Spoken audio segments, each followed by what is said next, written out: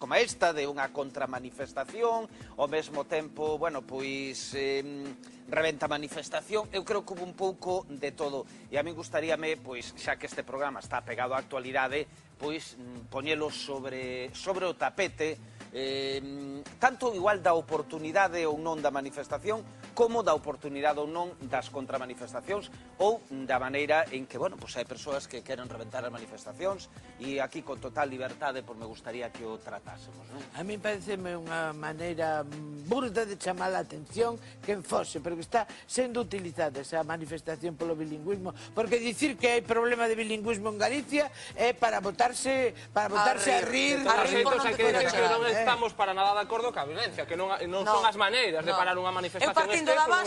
Partindo da base que calquera que se manifeste violentamente para defender unha idea perde a razón.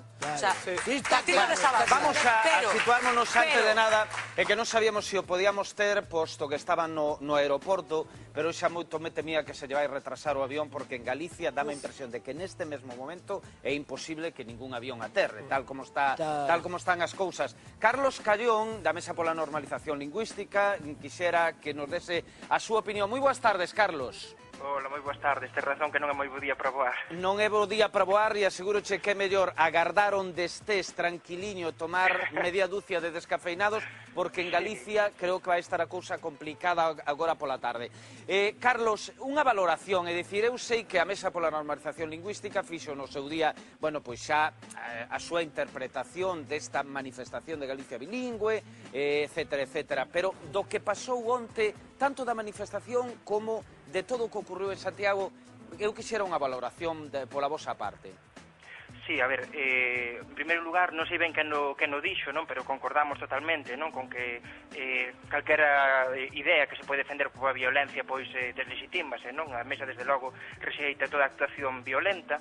Pensamos que o que mostran as imaxes tamén son accións violentas, tanto por parte de algúns minoritarios contra manifestantes, como tamén por parte da policía, que debe declarar o Ministerio do Interior, non? Pero causa mágoa tamén, sobre todo, que é o central ver xente manifestándose contra o galego na capital de Galiza, non? Unha marcha do odio, unha marcha do racismo lingüístico que lamentamos, non? Porque non é unha manifestación para defender o dereito dun grupo social, é unha manifestación para que se desampare o galego, unha manifestación para retirarlle dereitos a unha parte importante da poboación, por non dicir a todos os galegos e a todas as galegas, e, por tanto, lamentamos esa tal manifestación, pero festexamos tamén que a sociedade galega lles dese as costas, non? Porque tamén o que mostran as imaxes é un inmenso fracaso. Carlos, igual alguén di que isto, bueno, pois é grupos minoritarios, e alguén di que isto pode callar na poboación, de tal maneira que eu indo outro día cunha boa amiga, pois falaba deste tema,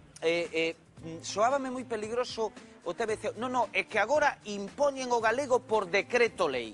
Gustaríame que desde a Mesa pola Normalización Lingüística dixerades algo a este respecto. Estos son frases textuales dunha amiga, é dicir...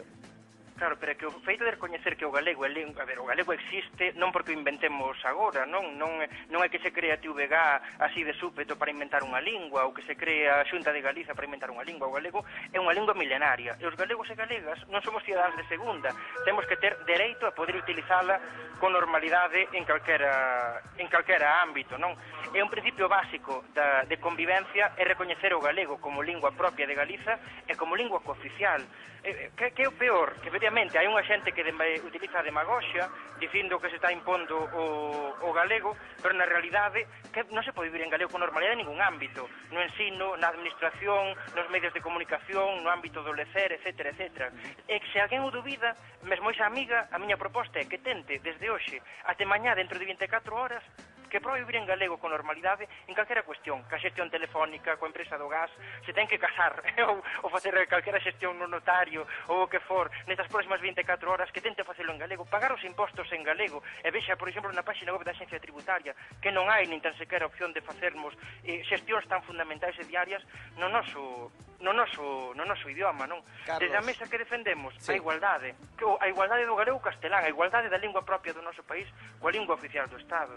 Gracias, Carlos, e que podas virte para Galicia, pero xa te digo, tómao con calma, que aquí está caendo o que non está nos escritos, vale? Unha aperta, moi boas tardes. Bueno, A min de entrada chamoume a atención así unha cousa das imaxes que vi, non?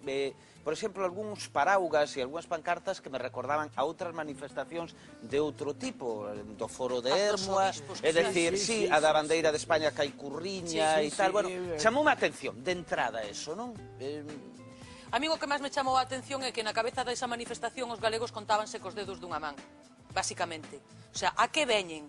A crear unha polémica que non existe en Galicia. Porque que me veñan a decir a min que non se pode vivir en bilingüismo aquí en Galicia, cando xa está todo máis mezclado que que... O sea, eu, que recibín tortas dunha profesora porque me dice que nena máis bruta, que niña máis bruta habla en gallego. E era o galego que aprendín no meu barrio, non o galego que aprenden ahora os rapaces na escola. Que ahora temos dereito a que os nosos fillos aprendan quen queira, porque a ninguén te obligan a aprender en galego. Vale, que despois na ensinanza tens que aprender certas asignaturas en galego, pero é a lingua desta comunidade. Eu durante anos non tive É que aí dá a impresión, decía o Carlos, dilo ti, e dicímolo o que nos pariron en galego. Vamos a ver, é que hai un error de bulto que nos queren facer ahora comunicar con rodas e colar con roda de muiño. É que o idioma desta comunidade é o galego. E o galego estivo maltratado de por vida, a ver se se enteran dunha vez. Cando este prohibido. É que é así. E o castelán tan non está en tal que só temos que coller os periódicos que hai en Galicia. A ver cantos están en galego. As emisoras de radio, a ver cantas falan en galego. As de televisión, excepto a Televisión de Galicia, etcétera, etcétera. Pero que o castelán está en peligro. Home, por Dios. Home, por Dios. É que a mí me cabrea.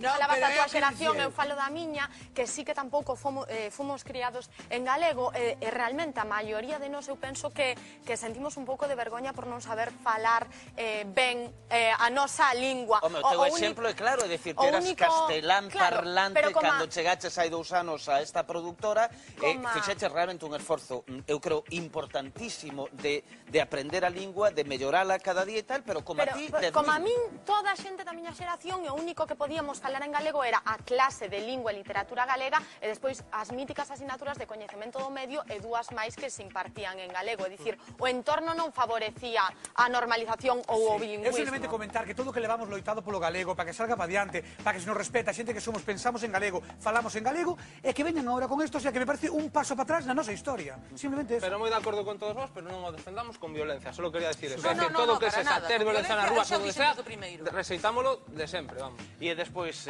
con respecto, ahora imos falar de nenos e, por favor, non nos engañemos. Os nenos son esponxas. Ti que dices clase, Dorotea. Os nenos poden aprender das 7 idiomas, que os nenos entralle todo por aquí, procesan todo. Da igual que lles aprendan en galego, en castelán ou en turco chipriota, por o aprenden.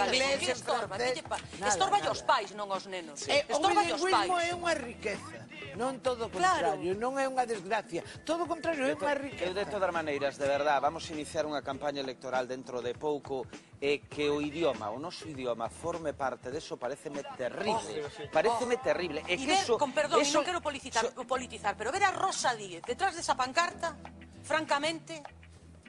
Nada máis. Me fai perder o pouco respeto que tiña por ela. É o que dicía eu antes, que está utilizando isto como propaganda do seu partido.